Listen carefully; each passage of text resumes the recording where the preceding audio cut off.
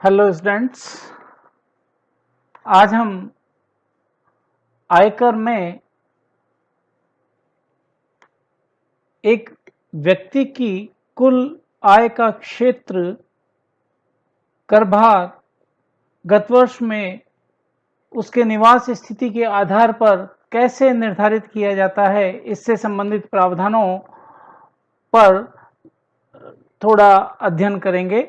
इससे पूर्व आप समझ चुके हैं कि किस प्रकार से एक व्यक्ति, जिसमें व्यक्ति, एचयूएफ, कंपनी, फर्म आदि सब शामिल हैं, के निवास स्थिति का निर्धारण किया जाता है। तो उसी निवास स्थिति के निर्धारण करने के उपरांत उस व्यक्ति या करदाता की कुल आय में किस प्रकार से आय को शामिल किया जाएगा, इसके संबंध में जो आयकर के प्रावधान है उसकी विवेचना भी हम करेंगे और किस प्रकार से उसकी आय में उसको शामिल किया जाए, इन बातों को भी हम विश्लेषित करके अध्ययन करने की कोशिश करेंगे और याद करेंगे कि किस प्रकार से असाधारण निवासी, अनिवासी या साधारण निवासी, कैसे उनकी आय में किस प्रकार की आयों को शामिल किया जाए।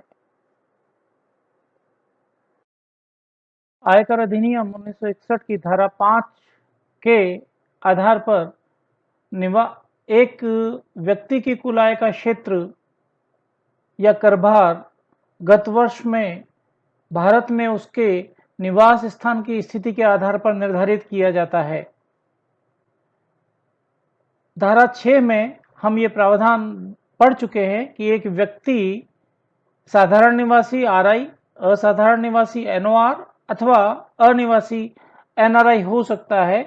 इन निवास की स्थितियों के आधार पर ही एक व्यक्ति की कुल आय में किसी आय को शामिल करने संबंधी नियम दिए गए हैं। अगर करदाता भारत में साधारण निवासी है तो धारा 5(1) के अनुसार कर भार के लिए कुल आय में निम्नलिखित आय सम्मिलित की जाती है। भारत में गत वर्ष में प्राप्त अथवा प्राप्त समझी जाने वाली आय, भारत में उपार्जित व उदय हुई तथा उपार्जित व उदय हुई समझी जाने वाली आय, तथा वे समस्त आय जो उसको गत वर्ष में भारत के बाहर उपार्जित, प्राप्त अथवा उदय हुई है। करदाता के असाधारण निवासी होने पर निम्न आय उसकी कुल आय में शामिल की जाती है। ध्यान रहे, भारत में केवल व्यष्टि, इंडिविजुअल और हिंदू अविभाजित परिवार एचयूएफ ही असाधारण निवासी हो सकते हैं। कंपनी, फर्म या एसोसिएशन ऑफ पर्सन असाधारण निवासी नहीं होते। तो असाधारण निवासी होने पर उसकी आय में ये आय शामिल होंगी: एक, भारत में गत वर्ष में प्राप्त अथवा प्राप्त समझी जाने वाली आय, भारत में उपार्जित व उदय हुई तथा भारत में उपार्जित व उदय हुई समझी जाने वाली आय, तथा तीसरा, भारत के बाहर उपार्जित व उदय हुई आय जो उस व्यापार से प्राप्त होती हो जिसका नियंत्रण भारत से होता हो, तथा ऐसे पेशे से आय जिसकी स्थापना भारत से हुई हो। तो इन तीनों प्रकार की आयों को एक असाधारण निवासी करदाता की आय में शामिल किया जाता है। करदाता गत वर्ष में भारत में अनिवासी है तो धारा 5(2) के अनुसार उसकी कुल आय में केवल निम्न आय ही शामिल की जाएंगी: भारत में गत वर्ष में प्राप्त अथवा प्राप्त समझी जाने वाली आय, भारत में उपार्जित, उदय हुई अथवा उपार्जित व उदय हुई समझी जाने वाली आय शामिल होंगी। यहाँ पर विदेश से में उपार्जित और विदेश में प्राप्त आय अनिवासी की आय में शामिल नहीं की जाती है। आय के ये 4 प्रकार हैं जिनका विवरण धारा 5 में दिया गया है कि ये आय साधारण निवासी, असाधारण निवासी, अनिवासी की स्थिति में शामिल की जाए अथवा न की जाए और कब की जाए। ये आय हैं: भारत में प्राप्त हुई आय, भारत में प्राप्त हुई समझी जाने वाली आय, भारत में उपार्जित या उदय हुई आय, भारत में उपार्जित हुई या उदय हुई समझी जाने वाली आय।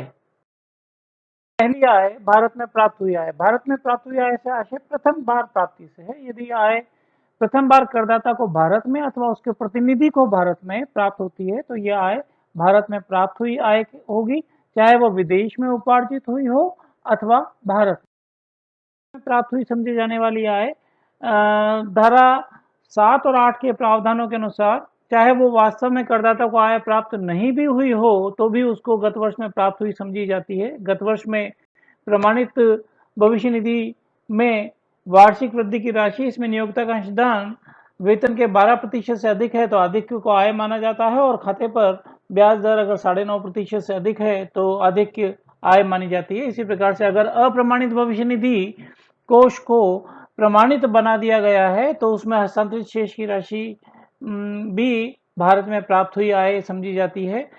किसी भी आय का भुगतान करते समय उद्गम स्थान पर काटे गए आयकर की राशियां भी गत वर्ष में प्राप्त हुई समझी जाती हैं। धारा 41 से 59, 41 से 59 के तहत माने गए लाभ और इसी प्रकार से अस्पष्ट विनियोग व छिपी हुई आय भी गत वर्ष में भारत में प्राप्त हुई समझी जाती हैं। तीसरा प्रकार है भारत में उपार्जित या उदय हुई आय।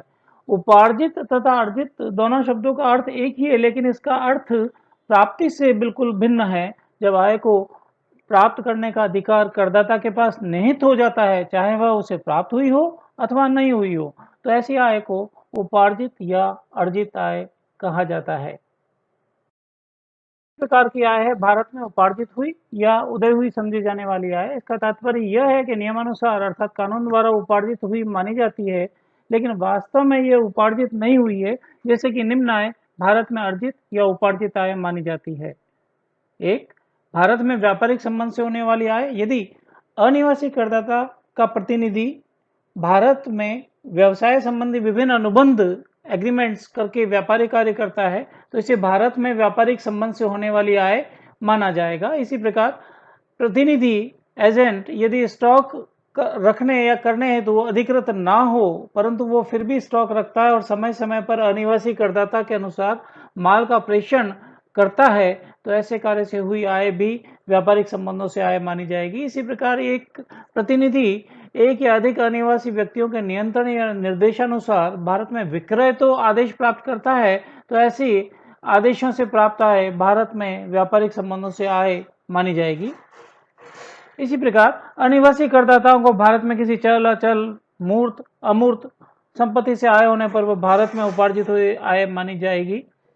भारत में स्थित किसी पूंजी संपत्ति के हस्तांतरण से होने वाली आय भी भारत में उपार्जित या उदय हुई समझी जाने वाली आय मानी जाएगी। भारत में की गई सेवाओं के लिए सरकार द्वारा दिया गया वेतन, चाहे इसकी प्राप्ति कहीं भी हुई हो, भारतीय नागरिक को भारत के बाहर की गई सेवाओं के लिए सरकार द्वारा दिया गया वेतन।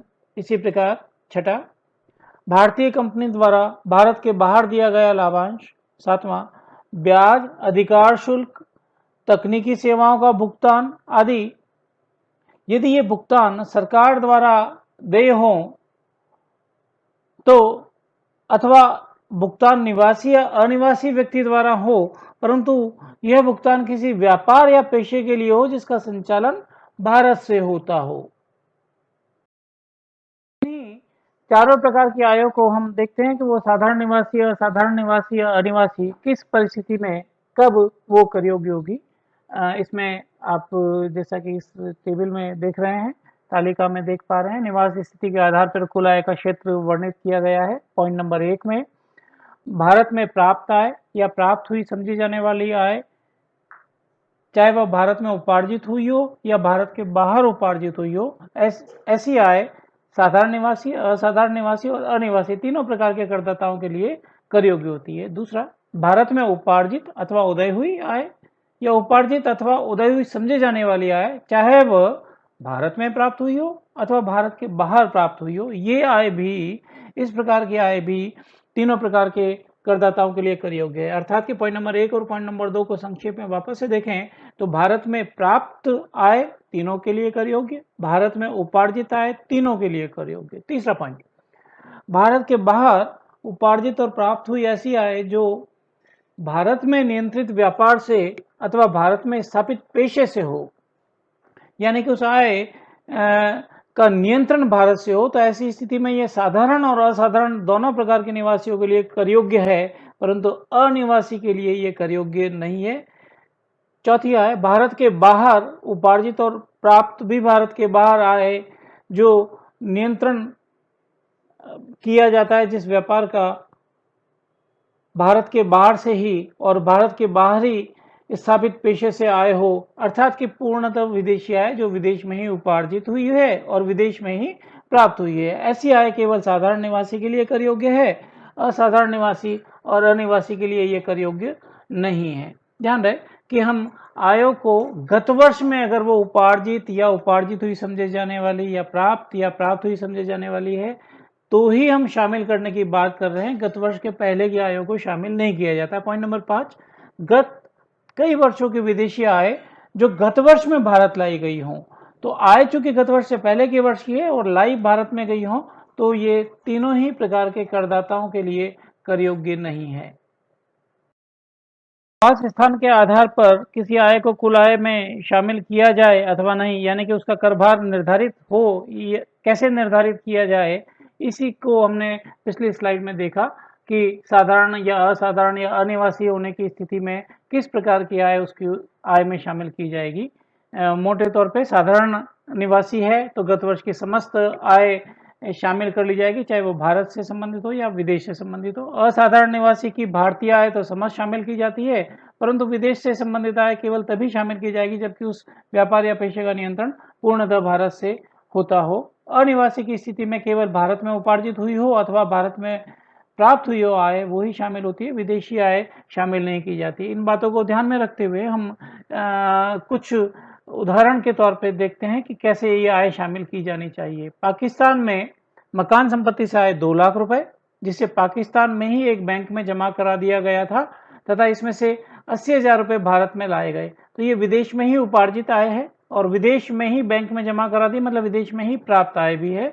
तो ये पूर्णतः विदेशी आय जिसका नियंत्रण भारत से नहीं हो रहा है, अतः ये केवल साधारण निवासी की स्थिति में कर योग्य है। आप ब्रैकेट में देख रहे हैं आंसर्स, साधारण निवासी, असाधारण निवासी और अनिवासी के लिए। साधारण निवासी के लिए कर योग्य है 2 लाख समस्त, असाधारण और अनिवासी के लिए कर योग्य नहीं है।